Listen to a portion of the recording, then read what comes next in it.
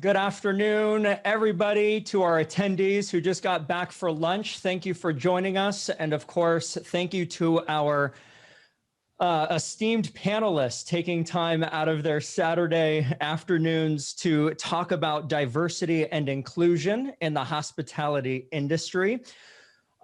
We are truly grateful for your contribution today and for supporting the West Federation CHRIE conference. Before we begin, just a very quick foundational introduction. Today we have Kim Dunbar with us, Vice President of Human Resources and Risk Management with Pacific Hospitality Group. We also have Passion Graham, Clubhouse Manager at the Desert Mountain Club in Scottsdale, Arizona. And we have Andy Ingraham. He's President, Founder, and CEO of the National Association of Black Hotel Owners, Operators, and Developers. And also joining us just right down the street from me, actually, is Mr. Silvano Merlo, General Manager of the Courtyard by Marriott here in Long Beach, California. So again, thank you all today. We also have another panelist. He may be joining us a little bit later, and that's Brian Bechel, also a Director of Human Resources at the Lake Arrowhead Resort and Spa in Lake Arrowhead, California. So if he pops in, he'll be here. So let's go ahead and kick it off. This question that we have to start us off is open. If you would like to answer it individually, about 2 minutes per person. So feel free to jump in. This is a conversational piece, kind of like how I host my podcasts, if you will. So the first question we have is, what are some examples that epitomize diversity and inclusion with each of your organizations? Whoever wants to kick it off for us, go for it. I'd like one of the ladies to go first. That's a gentleman. You know, I actually thank you, first of all, Ryan, for inviting me to be part of this, and I certainly appreciate being on the panel with my colleagues. And so, you know, I know all of us probably share very similar programs and initiatives when it comes to diversity and inclusion. But, you know, one of the things that I just resonates with me is more of the philosophical foundation of why we do it. And, you know, I've spent most of my career in hospitality, but several years ago, I had the opportunity just for 2 short years to step out and join an organization that had a tremendous leadership and development awareness program in place. And one of the facets was the focus on diversity and inclusion through the teachings of the Center for Creative Leadership.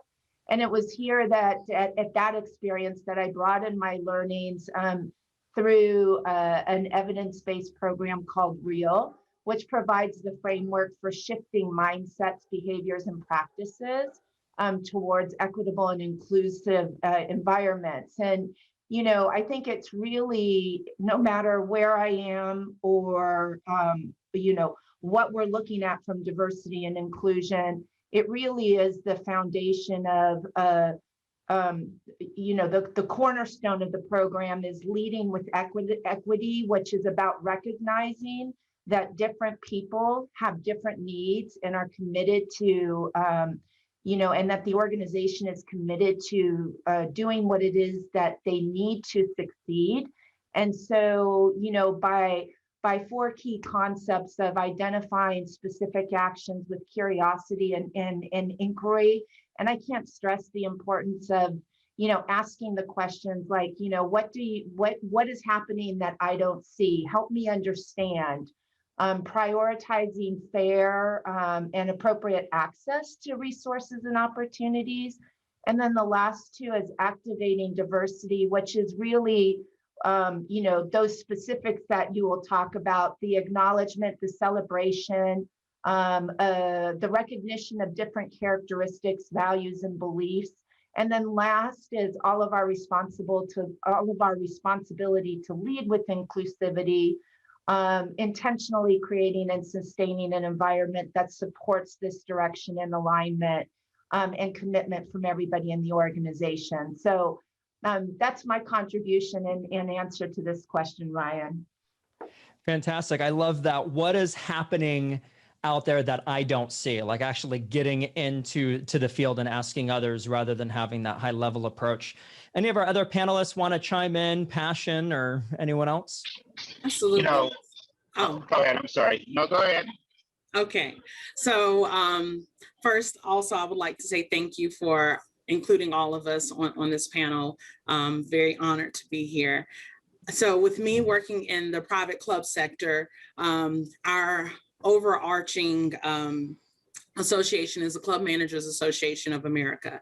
And just within the last year, there's been a very intentional effort to ensure that diversity, equity, and inclusion is at the forefront. So for those of us who know, this industry typically with 70% of the entry level workforce being people of color as well as women, only 1% of the leadership is either women, and up until literally December of this year, people of color weren't even being tracked. And so there's been a shift there, and we actually have a national task force that was put together. I think we started in August of last year.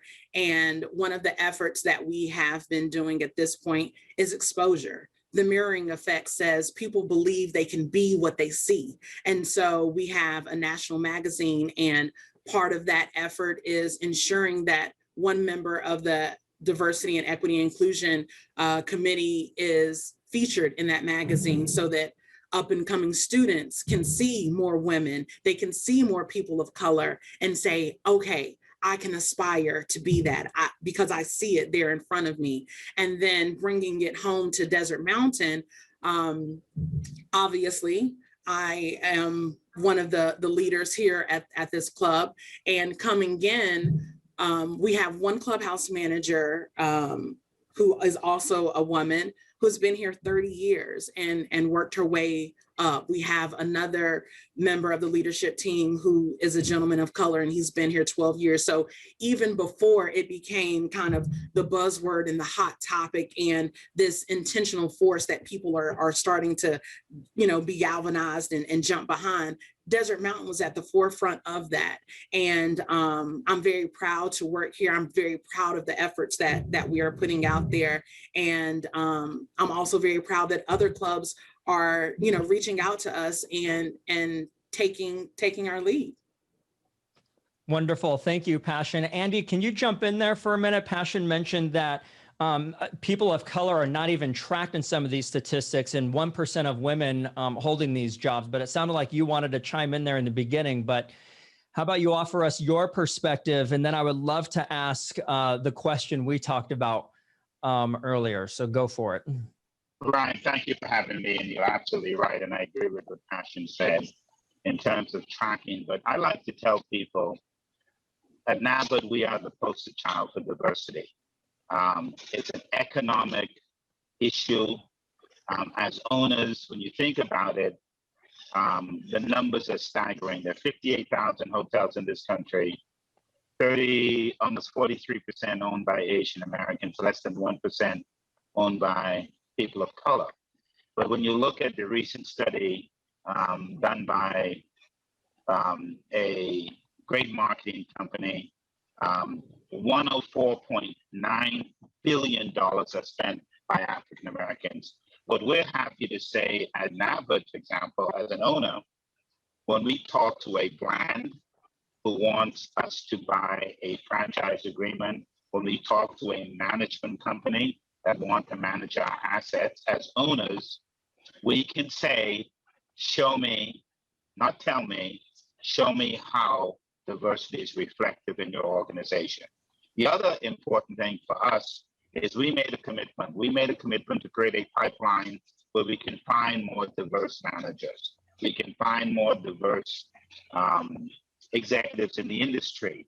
Our mission is very clear. Ownership, executive level commitment, and vendor commitment. So at NABHOOD, if we're going to build, buy, and develop hotels, they must have diverse partners committed to us at NABHOOD. That's a real critical element for us to move forward. Yeah, and you're alluding to the question that we discussed with you, is in terms of NABHOOD's vision. What have been the challenges your organization has faced, Andy, is in terms of striving towards the vision of increasing that number of 1% of ownership of hotels of people of color? What have been the challenges in achieving that vision? Well, the number one challenge that everybody faces is access to capital. The most critical element is people think of us as being a non-performing group. I'm always amazed when I speak at an event like this or other events. People are surprised that some of our hotel owners around the country are not only quite capable of raising capital, they're quite capable of putting some of the largest hotel development deals that you can imagine. Take for example, the public-private partnership in Washington, D.C. $575 million, 1,175 rooms, a commitment from the city, a commitment from Marriott, and a commitment from our partners, making that the largest hotel in Washington, D.C. An African-American group developed it, Cornerstone, and people are absolutely shocked. And what we say to folks all the time is, let's create a real partnership.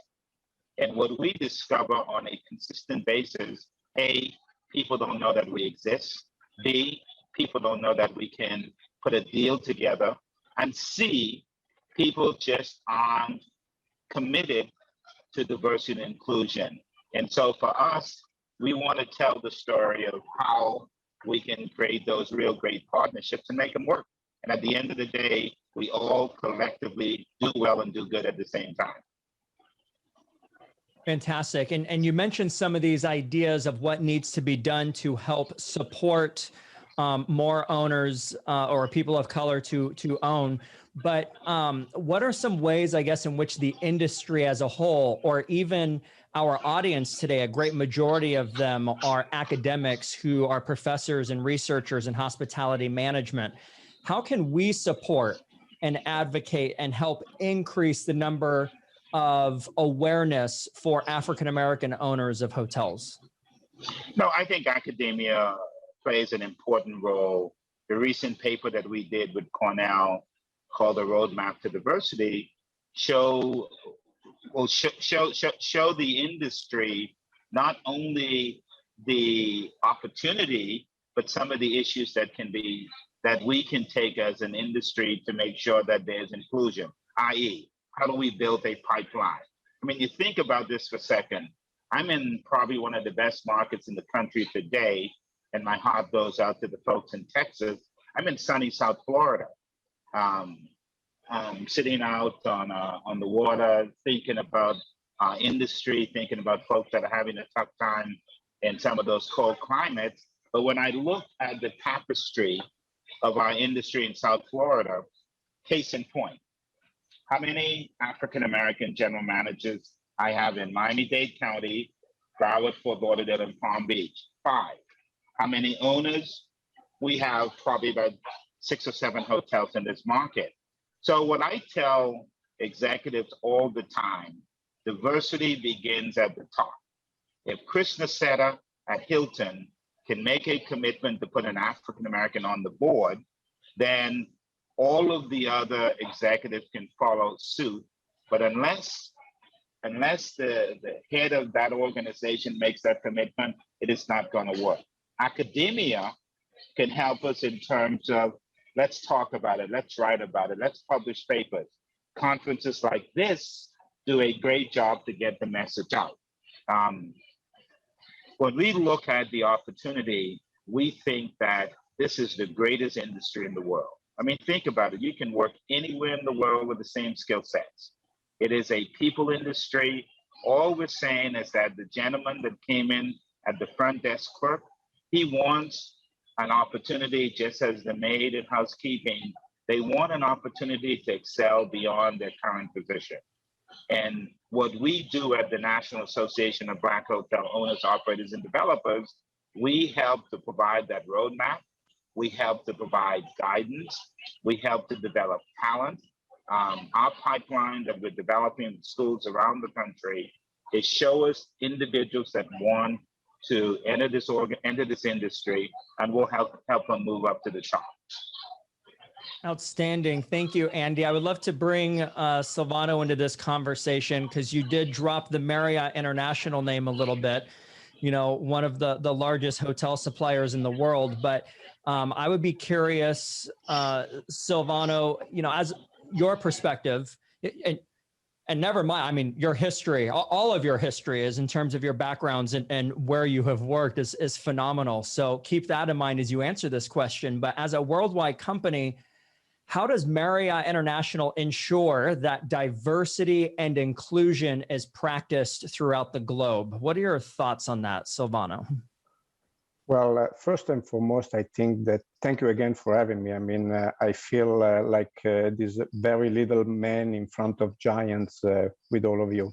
And I thank you for your partnership, Andy, obviously, with Marriott. I've been with the company for 31 years, and it's been phenomenal. If you think about it, Marriott actually, since its inception in 1927, long before diversity and inclusion was a thing, Marriott top priority was always putting people first. Marriott understood that every human being has the right to create some, to build rewarding and meaningful life, to be respected and valued. Our founder had a very simple say that has been carried for over 93 years. You take care of the people that they work for you, they're gonna take care of your guests, and guess what? The guests are gonna be happy, they're gonna return, and business take care of itself. And Merlo continued to pass this through the decades. The baseline of reciprocity is the foundation of Marriott inclusion and diverse culture, and has been a driving force for this extraordinary growth that we have seen since we started. I mean, I remember when I started in 1990, where I was told by my boss, I was a chef at the time, Silvano, you will lose your job because we are going bankrupt. And then all of a sudden, we split the company into in two sides, a management company and an asset management company. And then all the other things that happened, 9/11, 2008, this pandemic, is just show resilience that we have as a company and the diversity that we have with our 7,000 plus hotel in over 130 countries. And we just lost our CEOs, Arnie. So sorry, Silvano.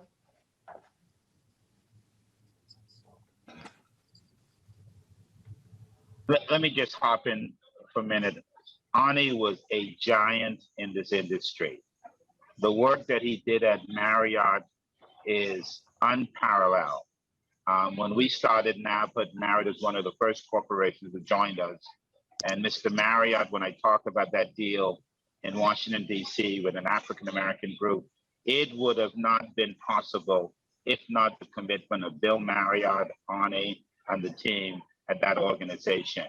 So all of our board members, all of our members owe a debt of gratitude, not only to Marriott, but to leadership, Silvano, Arnie, and I talked to a number of our boards when it came as a shock to us, and we lost a leader, we lost a visionary. And so for that, at NAPA, we mourn his passing, but we celebrate the work that he's done. We celebrate diversity. We celebrate opportunity. I can remember calling Arnie and said, hey, we have an issue. And there was no problem of walking into his office and having a frank discussion. Or when I ran into him at an event, at a conference that many of us go to, now, of course, everything is done virtually. It was always that open door and that commitment to do better. And we're grateful for that. So he is going to be missed. And I joined Silvano in this clearly understanding of what a dear friend we've lost in this industry. And as an Italian, I carry my emotion on the sleeve. So thank you for your understanding. But also to continue, I mean, Marriott continue to make commitments. And I know like Christina Zetter made a commitment to have an African-American on the board. Marriott continue to focus on how can we do better, because we are far from there. I mean, yes, we have 43% of anybody with a vice president title or that is a diverse or a different background. And we are continuing to look what else can we do as a company. So, Silvano, can I just add something to Marriott's vision? I'm spending the day with a gentleman that went to work at Marriott when he left the university, spent 9 years at Marriott. Marriott partnered with him, mentored him to put his company where it is today. The largest minority-owned food service company in the United States is Thompson Hospitality. When Warren Thompson left Marriott, being the first African-American person of color as a vice president, Marriott didn't just say goodbye. Marriott said, what else can we do? And today, Thompson Hospitality has restaurants in Marriott hotels. I mean, it's a full service of commitment. I just wanted to plug that in, not eat up all the time. Thank you, Andy. I will say, and again, I'm biased towards Marriott because it was the first company that ever hired me as a front desk associate with 0 hotel experience way back when at the Courtyard Marriott in Buena Park. But I will say I remember those days as in terms of even at that time, having these diversity and inclusion trainings being a very core foundation to boot camp for us when I had to go down to Florida. But I really credit Marriott International for really giving me the foundational experience as a phenomenal hotelier and the training and really the philosophy of what it means to be a leader and a contributor, a positive contributor in society. And so no doubt Arnie is going to be missed. And so we mourn his loss. We were talking about him yesterday in one of our sessions, but what a wonderful, resume he has is in terms of building such a wonderful industry with Mr. Marriott and moving forward the diversity and inclusion for women as well. A big part of Marriott's initiatives from what I recall from my experience. And so with that, I would like to ask Kim and or Passion, if you want to jump in on this next question.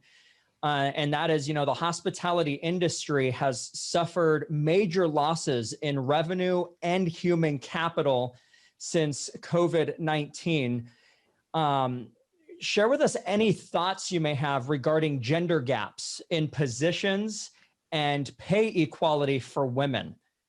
And when the industry begins to hire again, do you think women may be in an advantage, a disadvantage? In other words, what needs to happen to ensure that the gender gap is no longer a gap? Passion, would you like to go first? You can go ahead, Kim. Okay. I'm happy to follow. All right. Well, I know one of the many things that we share as panelists is, we work for an industry, we've talked about it so far into this session, that is diverse in nature. In my organization, 64% of our workforce identifies as a race other than white. 57% of our workforce is actually female, so more females than males. 80% of the positions are hourly, mostly driven off of minimum wages base, So it's really the remaining 20%, the management positions, where organization tends to see the disparity if one exists. I personally have a more optimistic view regarding the pay gap, and I believe that the more time one has, more change is seen. Current data however, shows that the women are earning 81 cents on the dollar as compared to men. But since 1973, this is significantly changed. It used to be 56 cents on the dollar. And so therefore, I can't discount that there have been gains in terms of women's right and equity through various pay-related acts. And the longer one is around and the more one sees, I think that's the advantage. But for younger women, monumental moments like you know, the Equal Pay Act of 63 or the Equal Pay Day Act of 1996, you know, these types of things have become few and far between. So it's my responsibility as a human resource leader to ensure that any organization I'm with provides fair and equitable pay and benefits. So it's incumbent upon me to take responsibility to be out there in front and driving activities that support this philosophy and fostering relationships with industry professionals to share best practices, as well as to ensure competitiveness. And so, you know, I find that data is powerful in these situations. And so, you know, from the standpoint of closing that gap, I didn't see us impacted as much by that, but I still think that there's work to be done, and it's my responsibility to be that voice for the organization. Yeah, I completely concur, and your stats are right on point. And looking at the way we have progressed since the 60s, it is remarkable. And even over the last 3 to 5 years, you know, 5 years ago, we were at 72 cents, and now we're up to 81 cents on every dollar, which is remarkable. And Martin Luther King Jr., I believe, said it best, that freedom is never voluntarily given to the oppressed. It must be demanded, right? And with that, as women, we have to take responsibility, as well as people of color, to negotiate when you're coming into a job, understand and know what your worth is, do the research on the front end, because everything, it's a business, right? So if individuals can benefit by paying you less, then they're going to do that. And not as to say that it's right or wrong, but the onus is also, it has to be on us to do our due diligence on the front end and make those necessary actions and requests up front. Great, thank you.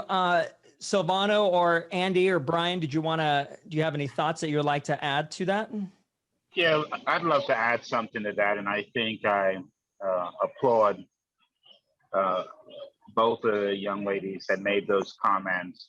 But we've gone through an awful time with this pandemic. I don't think anybody could have predicted it. There's no playbook on how we are going to fight it. Nobody's traveling. But you know, as we rebuild these organizations, we have a new opportunity to do better and to do more. I know I had a discussion with Chris at our summit virtually last year, and I said to him, "What are you going to do?" Chris said at Hilton. He said, "I'm going to do the same thing that he did when Blackstone bought Hilton and moved it to the Washington, D.C. area. He had to build a whole new company. And so what I see us doing is rebuilding this industry. It is the best industry in the world, but rebuilding it with new attitudes, with new opportunities, with new inclusions. And I think we get a chance to do what most people don't get to do, that to do it right this time. And I think if we do that, we're going to change the attitudes of a lot of folks that work in this industry, because we are a people-oriented business that is called hospitality. And I think if we become hospitable to everyone, our employees, our guests, our shareholders, then we're going to do well. So I'm confident and comfortable that the leaders in our organization are going to do the right thing. Great, thank you. Brian Bechel. Brian Bechel is here. We introduced him at the beginning. He's the Director of Human Resources at the Lake Arrowhead Resort and Spa. And I've known Brian for quite a while, back in my Kimpton days. But Brian, you've worked as a human resources executive all throughout Southern California for over 2 decades, from union to non-union hotels, from major cities to small mountain communities. What legislative changes have you seen throughout the state of California relating to diversity and inclusion programs? And do you think other states around the country or even the federal government will adopt similar legislation? What are your thoughts? And of course, if any panelists want to jump in, feel free to do so. Well, that's a really good question and something to really think about. There's so much legislation in California in regards to different types of diversity and inclusion training, including harassment, sexual harassment, et cetera, which have now been adapted to many other states. I currently do have locations I support in different states, but I'm going to go in a direction that has not gone in and is really not talked about a lot, but it's going to become the forefront here within our careers. And it's the transgender community. And in California, there is legislation that does protect transgender individuals that is not really being out there and being trained properly.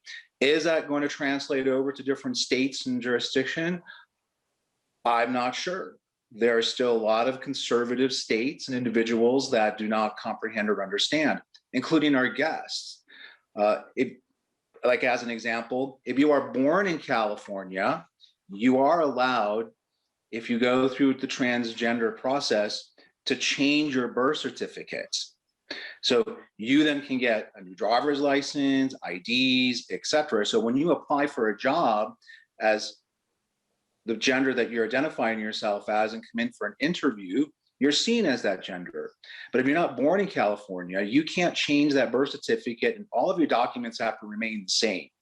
So when we invite in a candidate that has a male gender name, as an example, and the individual shows up identifying themselves as female, my team, and any locations I've been in, panic. Mm-hmm. Because they thought they were calling in somebody, again, not thinking even outside the box. They were looking for a particular gender to fill a position, which then just throws all the training they've had for harassment out the window. So that brings up a whole nother topic to learn. And our hospitality, it's all about our appearance.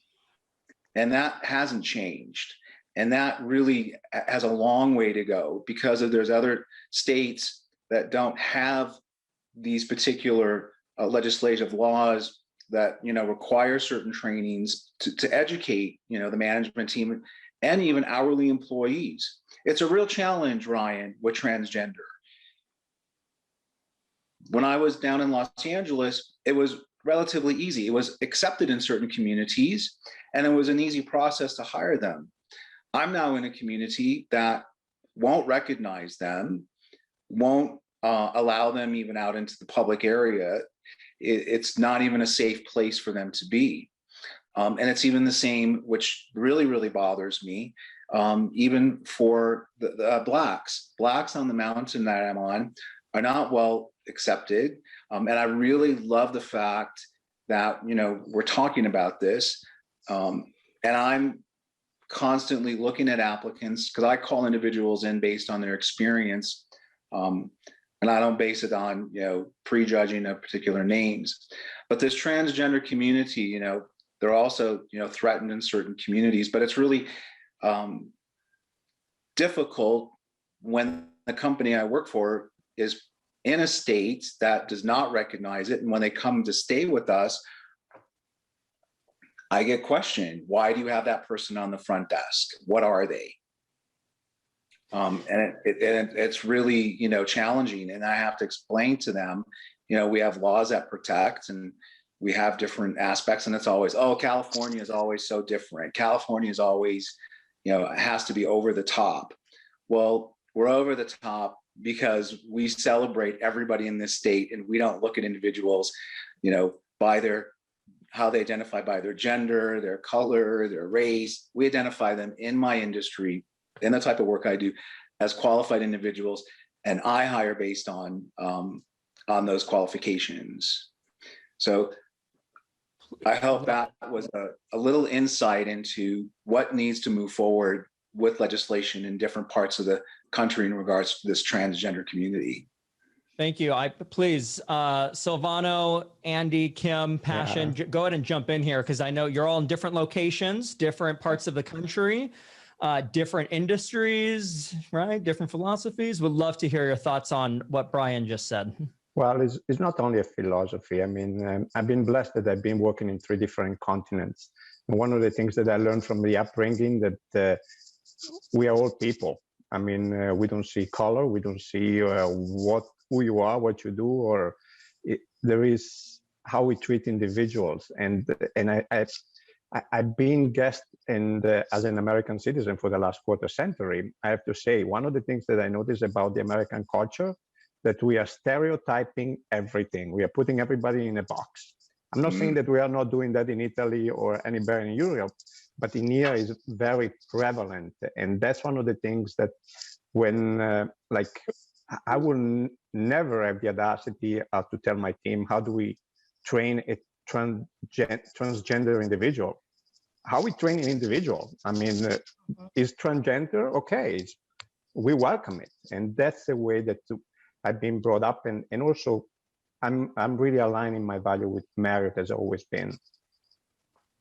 Silvano is right, but it's an education, it's an attitude. And as an African-American, even as an African-American hotel owner, and when some of our members have gone to properties, people are absolutely amazed that somebody that looks like us can own a hotel.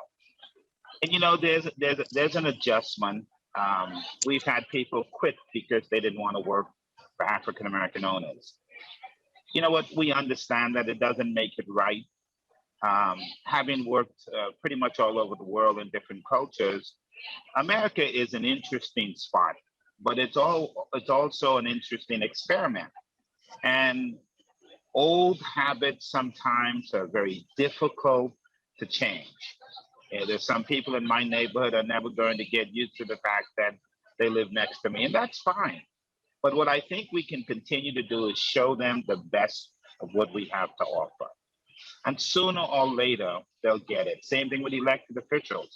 We spend a lot of time talking to elected officials, and the worst question I ever hear people ask me, you sure that you guys have enough money to buy this deal? That's an attitude.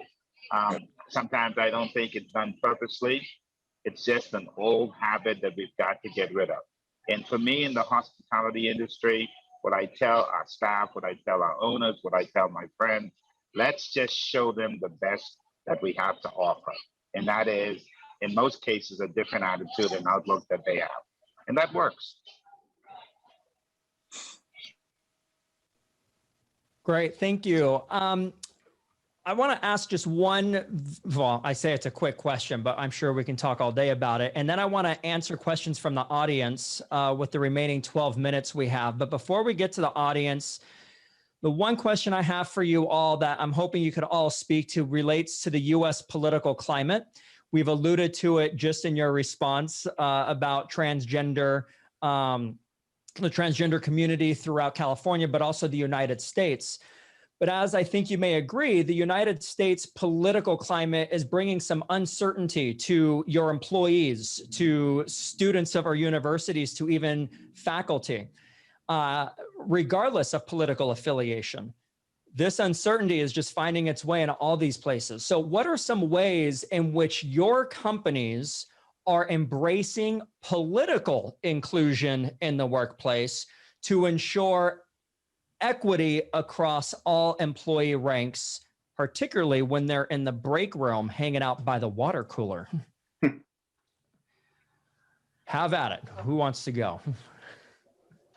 Well, I'd like to just say that it kind of goes back a little bit to what Silvano said is, it's really going to wanting to do the right thing and what is it that you're valuing. And, you know, it's not about, okay, one state has certain laws and therefore we conform with it. There's some degree of that, but if you are aligning yourself with an organization that truly wants to do the right thing, it doesn't see race, it doesn't see gender, it doesn't see that. And so, you know, I think the same goes with the political.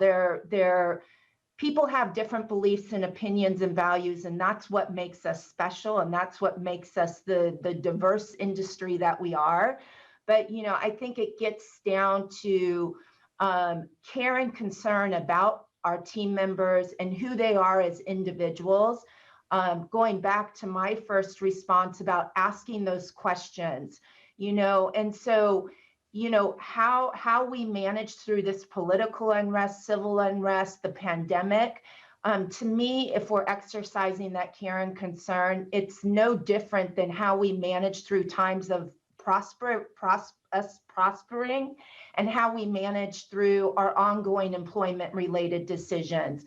And the fundamental principles that I look to are raising awareness. Why is it important and why it matters to each of us in our organization, making sure it's practiced and owned by all of our leaders. Second is creating a common purpose, finding a unified perspective on what it all means and how it's used. It goes back to kind of leading by equity, wanting to understand. Third is creating a supporting environment, making a workplace where all people feel safe and free to contribute, creating a culture where people feel valued for their similarities, their differences, and they can express their concerns without fear of retribution. And lastly, engaging team members as partners.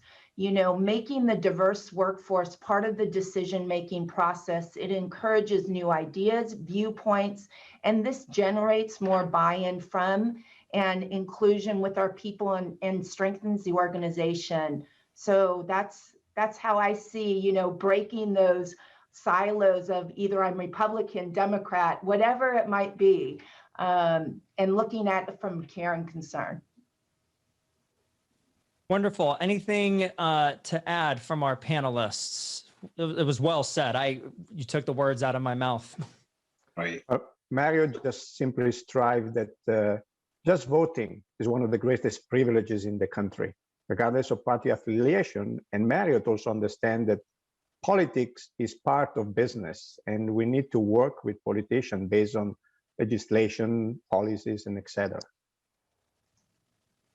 You know, I think embracing difference, embracing diversity, respecting differences, respecting diversity, I think the issue becomes acute when whatever those views that we have are divisive. They help to break down our society more rather than build it up. I think as we enter a new era of hopefully inclusion, I think when we look at the past,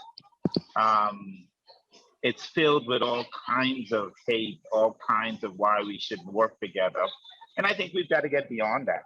I think part of our political structure, part of our employee base, part of our community involvement is to see a real simple deal. Let's embrace our differences, but let's see if we can work together and create a better society, not only for the folks that are here, but for our young people to come, for students, for people that want to enter the workforce, for people that want to make a difference, for people that want to be politicians. There is a way that we can work together, and I think we can demonstrate that by examples of how we run our businesses, how Marriott runs their business, how Hilton, how our ownership work with including those diverse ideas that people bring to the table. And yes, it's okay to disagree, but it's very difficult that we want to be disagreeable. Great, thank you. We have a couple of questions from our audience with about 5 minutes remaining. our first question, and our panelists, I don't know if you can see that Q&A function there, but the questions are written down there for you, but I'll go ahead and read them so everyone can hear. But that is, how do we connect our students with you? There's students who are with us today, and some that may be watching this video later, and faculty who have students of color who need guidance. They often feel lost or no one cares about them, and this is what they feel. What do you say to that when you hear that comment? Well, let me hop in right there, because unfortunately, I feel terrible when I hear that. Secondly, what are we doing? We made a commitment from the inception of the formation of NABHOOD, and that is we are going to pay attention to our next generation of leaders. We made that decision. Every year, we bring in somewhere between 75 to 100 young people, students from all over the country, all over the Caribbean, and we let them see, we let them meet, we let them network. We show them by the people that they see on panels that there's a place for them. And so for us, any student, regardless of their race, regardless of their national origin, any student that wants to work in a diverse environment, want to learn, want us to help, we encourage them to reach out to us. Go to our website, www.nabhood.com, or just Google African American hotel owners, Black hotel owners. We want to help build that pipeline of creating that new generation of leaders. I want to see more Arne Sorensen that comes out of our industry, and we're happy to help shape and make those young people's dreams become a reality. Thank you. Passion, what are your thoughts when you hear a comment like that? Well, it resonates with me. One, because when I started, so I've been in hospitality for over 24 years, but just in the private club sector since 2014. And I remember being in this industry for 6 months and meeting with my CEO, who was then the national president, and asking him to connect me with a mentor who looked like me, be it a woman or a person of color. And him being the president and very well connected, knew no one. I sit here today as the first Black woman to manage a platinum club in America, and clubs have been around forever. And so I get it. And that is why when opportunities like this present themselves, I'm always going to say yes, because I don't want someone else to sit in the seat that I sat in, where you didn't see anyone who looked like you and you didn't have anyone that you could reach out to. I want to say yes to these opportunities because of that exposure piece that I spoke to earlier, because I want individuals to know, hey, it is possible for you. And I am forever a resource to anyone who wants to reach out. And yeah, you're not alone. That's the biggest message. You're not alone. There are resources. There are individuals out here who will champion and be your biggest cheerleaders and your biggest advocates. Just reach out to us, because we're here. And again, a huge thank you to you, Dr. Giffen, for opportunities such as this, for this type of exposure for them. Oh, a pleasure. And I'm thankful for Westfed CHRIE allowing me to moderate when this was an opportunity that it presented itself. So thank you all for sure for coming out today. And as Passion mentioned, she's open to being connected with, and all of our panelists today are on our Westfed CHRIE website, where their LinkedIn profiles are provided. So I hope that's okay with you all. If our attendees and our students and faculty can link in with you, there are some wonderful questions that are in the pipeline that cannot be addressed right now. I'm so sorry, because we have to go on to our next sessions here. But please, please, please connect. And